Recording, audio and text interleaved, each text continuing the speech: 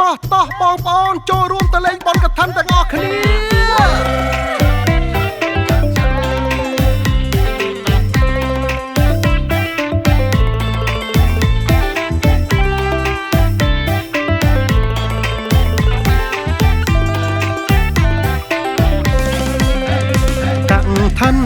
ជួបជុំក្រុមលប់សន្តិភាពខេមរាជ្រួតជ្រាបអរគុណខ្លាំងក្លាជាប្រវត្តិសាស្ត្រមិនភ្លេចឡើយណាព្រះពុទ្ធសាសនាសុខដុមរមនីសូមដាច់ពុកម៉ែផ្ដួចផ្ដើមធ្វើកឋិនសម្រេចសូបិនពេញដោយសទ្ធាដងហេតុទៅវត្តខ្មែរក្រោមរួមគ្នាតាមកាលវេលាថ្ងៃ4វិច្ឆិកាសម្ដេចធិបតីមន្ត្រីទាំងអព្រមព្រៀងស្មោះស្មោស្រួលស្រស់ជ្រាំងថ្លាតាមតួនាទីគណៈកម្មការពិតជាអស្ចារ្យជ្រះថ្លាពេកក្រៃកឋិនឆ្នាំរងខ្មែរក្រោមពេកកណ្ដាល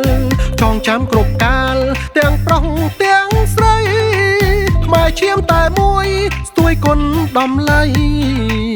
ថែប្រពៃណីតកូនតចៅ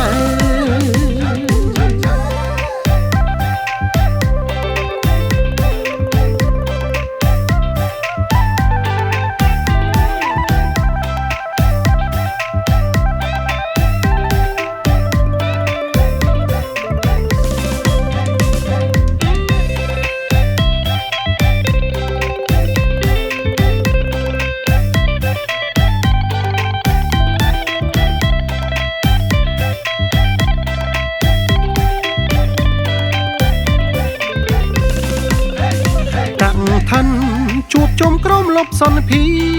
ពខេមរាជ្រួតជ្រាបអរគុណខ្លាំងក្លាជាប្រវត្តិសាស្ត្រមិនភ្លេចឡើយណាព្រះពុទ្ធសាសនាសុខដុមរមនីសូមដាច់ពុកម៉ែផ្ដួចផ្ដើមធ្វើកឋិនសម្រេចសូបិនពេញដោយសទ្ធាដងហេតុទៅវត្តខ្មែរក្រោមរួមគ្នាតាមកាលវេលាថ្ងៃ4វិច្ឆិកាសម្ដេចធិបតីមន្ត្រីទាំងអព្រមព្រៀងស្មោះស្មោ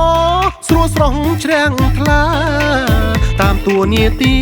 គណៈកម្មការពិតជាអស្ចារ្យជ្រះថ្លាពេកក្រៃកឋិនឆ្នាំរងខ្មែរក្រោមពេកកណ្ដាល